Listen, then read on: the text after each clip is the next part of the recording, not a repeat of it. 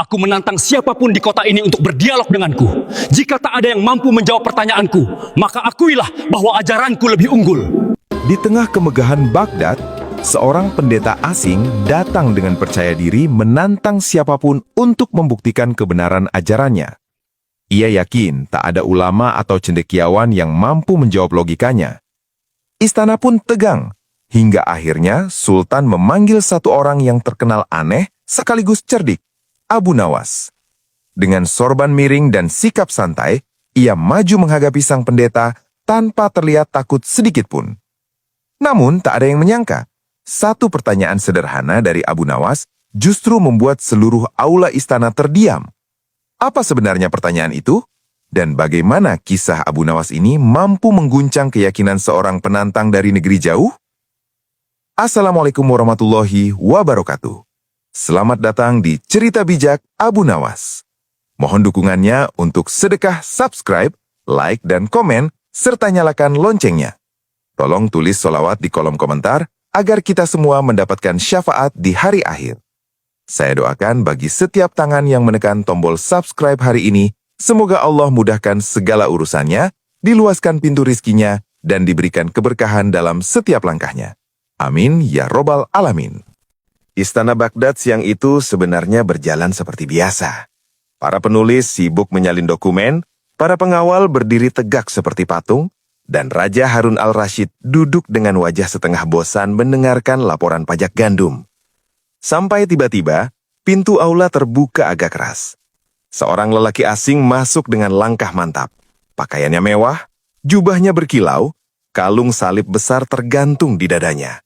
Wajahnya penuh percaya diri. Terlalu percaya diri malah. Aku datang membawa kebenaran, serunya tanpa basa-basi. Beberapa pejabat langsung melirik satu sama lain. Raja mengangkat alis.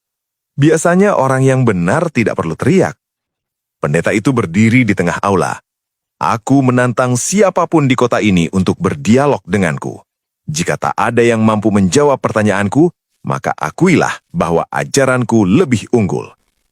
Beberapa ulama saling pandang, bukan karena takut, tapi karena gaya bicaranya seperti orang yang sudah merasa menang sebelum mulai. Seorang ulama tua berbisik, "Ini bukan mau diskusi, ini mau panggung." Raja tersenyum tipis. "Apa yang kau cari sebenarnya? Ilmu atau tepuk tangan?" Pendeta itu menjawab cepat, "Aku mencari kebenaran." "Dan kau yakin sudah membawanya?" tanya raja lagi. "Tentu saja." Raja menatap para ulama, suasana agak canggung. Lalu beliau berkata santai, "Kalau begitu, panggilkan Abu Nawas." Beberapa orang langsung tersenyum kecil, yang lain menahan tawa. Tak lama kemudian, terdengar langkah santai mendekat. Abu Nawas masuk dengan sorban agak miring dan sandal yang kelihatannya sudah akrab dengan debu jalanan Baghdad. Ia memberi salam ringan. "Assalamualaikum, katanya ada lomba pidato dadakan?" Beberapa pejabat hampir tersedak menahan tawa.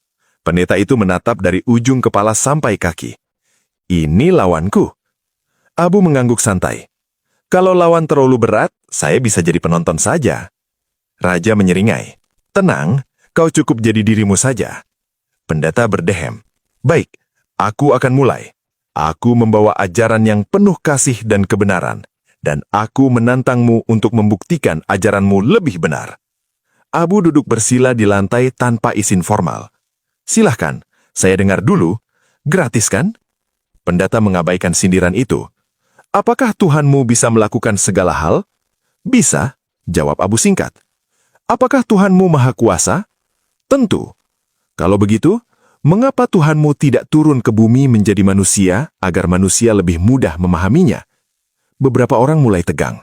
Pertanyaan itu terdengar rumit. Abu menggaruk dagunya pelan. "Boleh saya tanya balik?" Pendeta mengangguk-angguh. "Silahkan." "Kalau matahari harus turun ke bumi supaya kita merasakan cahayanya?"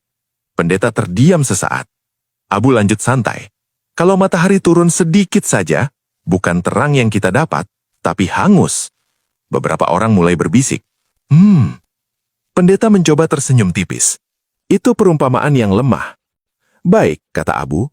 "Kalau seorang raja ingin menunjukkan kekuasaannya, apakah ia harus menjadi rakyat jelata dulu?" Raja Harun al-Rashid tertawa kecil. Saya harap tidak. Aula mulai terasa lebih hidup. Pendeta mulai sedikit gelisah.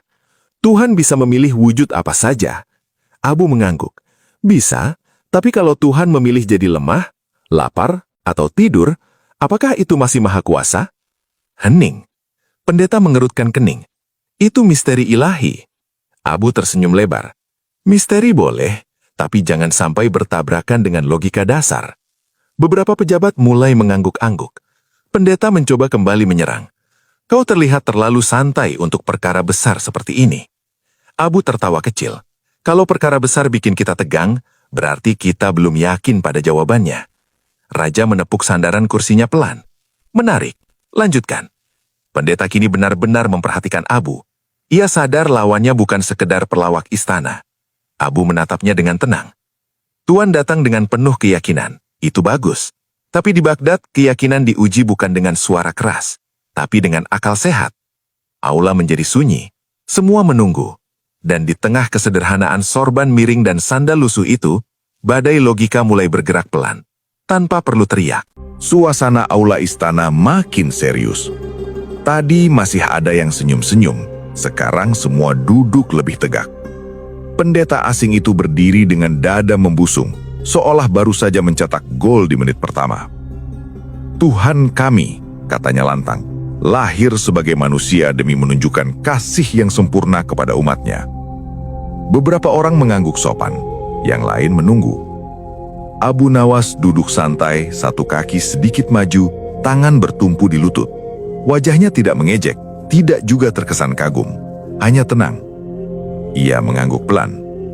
Indah sekali kalimatnya. Pendeta tersenyum puas, karena itu adalah kebenaran. Boleh saya bertanya sedikit saja? Tanya Abu ringan. Tentu, aku siap menjawab. Abu menoleh ke raja sebentar, lalu kembali menatap pendeta. Jika Tuhan lahir, berarti ada waktu sebelum ia lahir, benar? Pendeta menjawab cepat. Ia sudah ada sejak kekekalan. Baik, kata Abu. Kalau begitu saat ia masih bayi, siapa yang mengatur matahari terbit? Aula langsung sunyi. Pendeta berkedip. Itu tetap Tuhan. Abu mengangguk lagi. Yang mana? Yang di langit atau yang sedang disusui? Beberapa pejabat menunduk, menahan reaksi. Pendeta mulai menaikkan nada. Kau tidak memahami hakikat inkarnasi. Abu tersenyum tipis. Saya hanya mencoba memahami urutannya. Kalau Tuhan menjadi manusia, apakah sifat ketuhanannya berhenti sementara? Tidak. Berarti saat ia tidur, alam tetap berjalan. Tentu. Kalau begitu, lanjut Abu santai, tidurnya itu sungguhan atau pura-pura? Pendeta mulai terlihat tidak nyaman. Itu misteri ilahi. Abu langsung menyahut, masih dengan nada lembut. Misteri itu boleh, tapi logika jangan ditinggalkan. Beberapa orang mulai berbisik pelan. Pendeta mencoba balik menyerang. Tuhan mampu melakukan apa saja. Setuju, jawab Abu cepat. Termasuk menjadi manusia. Setuju juga, kata Abu. Tapi boleh saya tanya lagi? Pendeta mengangguk, walau kini lebih hati-hati. Apakah Tuhan bisa menjadi lemah? Tuhan bisa merendahkan diri. Apakah Tuhan bisa menjadi tidak tahu sesuatu? Tentu tidak. Apakah bayi tahu segalanya? Tanya Abu ringan.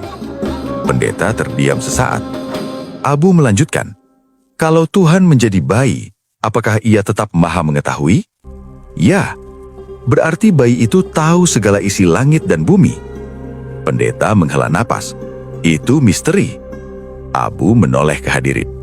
Kalau semua jawaban adalah misteri, kapan kita boleh bertanya? Beberapa orang mulai tersenyum. Pendeta mengangkat tangan. Kau memelintir logika. Abu tertawa kecil. Saya tidak memelintir, saya cuma mengikuti lurusnya saja. Raja Harun al-Rashid bersandar dengan wajah tertarik. Lanjutkan. Abu menatap pendeta lagi. Tuan mengatakan Tuhan lahir demi kasih. Apakah sebelum itu Tuhan tidak punya kasih? Tentu punya. Berarti kasihnya tidak bergantung pada kelahiran itu. Pendeta terdiam. Kalau begitu, lanjut Abu, mengapa harus melalui proses lahir, lapar, dan tidur, kalau kasihnya sudah sempurna tanpa itu? ruangan makin